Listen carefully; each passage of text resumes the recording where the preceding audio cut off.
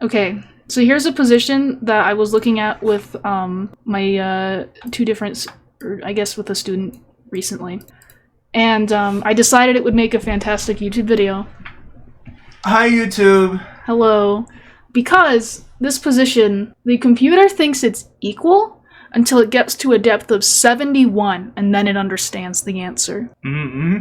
So it's white to play. Black's pawns are going this way. Oh, Gimp suit! oh my god. Alright, go chat. No one look it up. Oh my god, this is way too The dank. thing is, like, even if they use the computer, they're not gonna get it. This is way too dank. Because the computer doesn't get it. Yeah. I fucking love this problem. This is way too dank.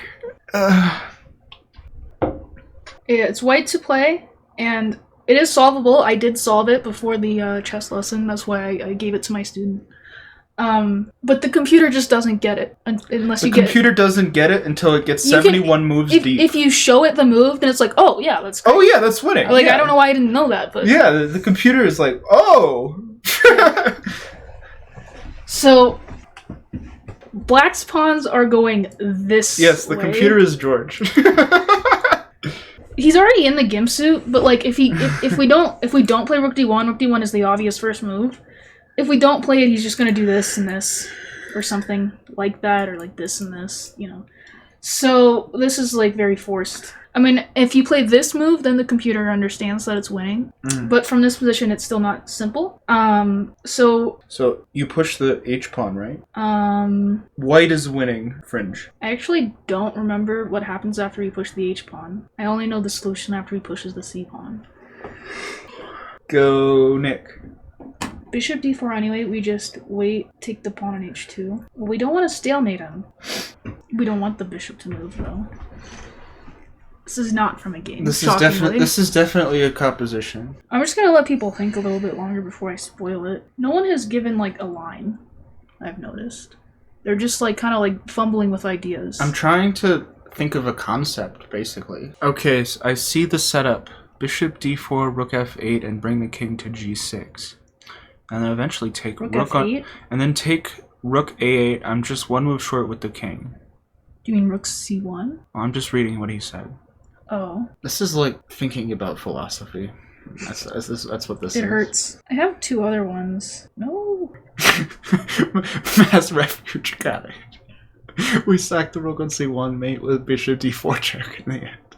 Did I get it? You got it. See, if you sack here, he's gonna get a queen, and then he's gonna block on b2. This is an issue. If they make a knight, it works. Yeah. So you're basically right. You basically got it. I mean, you know. See, this is no help because like I'm trying to like remember what's happening after h5, but the computer just doesn't like help. Let's say hypothetically, they made a knight. Right. So let's just pretend that they're not here. So Daniel, what do you think after c3?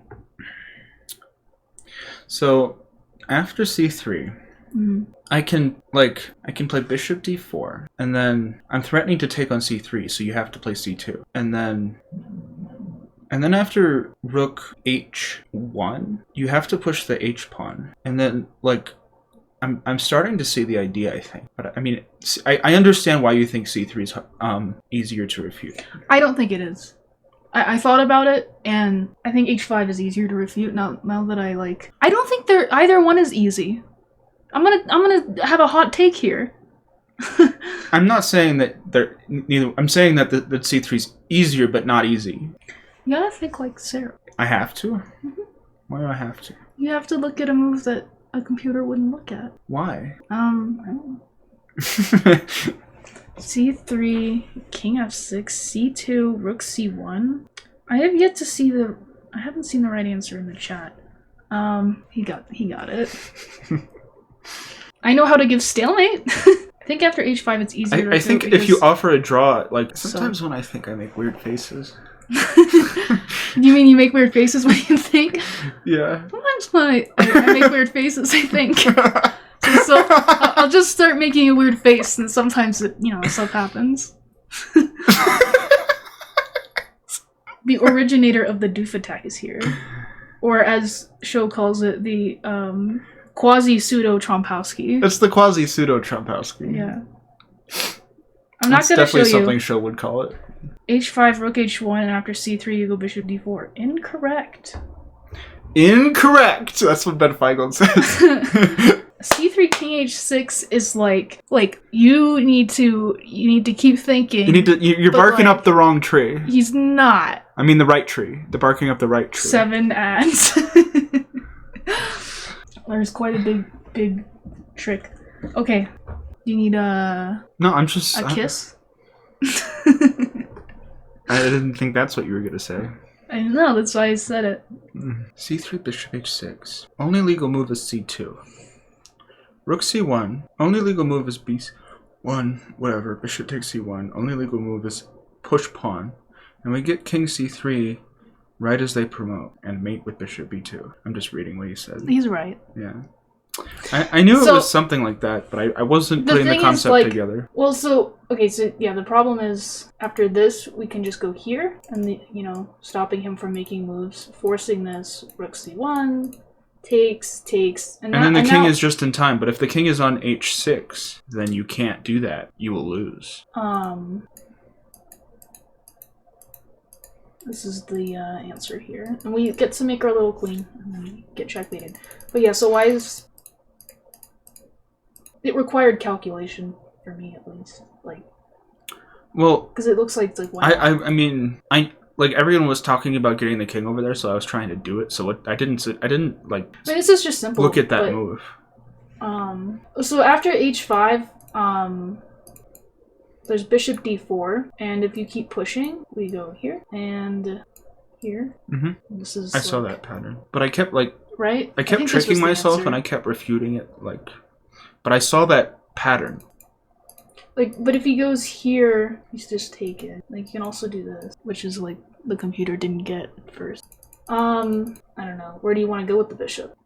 There's going to be a windmill, and you're going to cry. You want to go to d3? d3, rook takes b2. This is checkmate. How do you stop that? Yeah, I mean that's. I was thinking that you could also just pick up black skies and win that way. That's harder to win, though. Is it hard? Oh, because I have to give my bishop away for the h-pawn. Yeah, and then we can do all those endgames we've been practicing with rook versus bishop. Yeah. And we'll win, because we know how to do it. So... Rook versus bishop is extremely difficult. What were the other things? I'm sure there's other things that everyone's wondering about that I didn't say, because I'm an asshole. Maybe, they wonder why not here, but I also wonder... Maybe and I'm not getting mated right away. No, you can't win rook versus bishop 100% of the time. It depends on where the pieces are. You can't force it. Yeah, it depends on if the king is in the right corner or not. In this case, he is. But if the king is in the right corner, you can actually trick your opponent still. Yeah, they can still mess it up. Yeah. Which is a bunch of problems we've been doing recently. Right. Just so it's just nice to be aware of, so you don't fuck it. Aware. Yeah, you can be aware, and then if your opponent does mess it up, then you're like, oh, I did this. It is extremely tricky. It's a lot trickier than you would think. Going through... It happened 5 times at the World Rapid and Blitz, each with it was 3 draws and a win for the rook.